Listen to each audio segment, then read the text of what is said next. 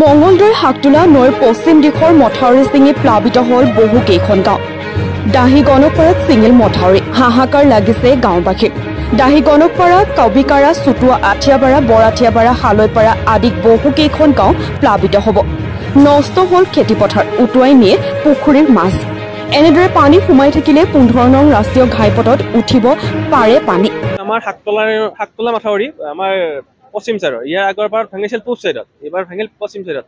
আজি ৰাতিপুৱা 4 বজাতে আমি ইয়াত আজি আহি উপস্থিত হৈছোঁ। এইটো আগৰ পৰা ভুমুক মাৰি আছিল, ভুমুক মৰাৰ ফলত এই মথাউৰিটো সম্পূৰ্ণৰূপে ছিঙি যায় ৰাতিপুৱা 4 বজাত।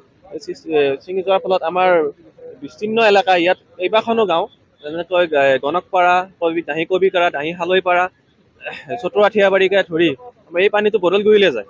সম্পূৰ্ণ NH-15 মানে NH-15 ডুবি যাব এই পানীটোৱে।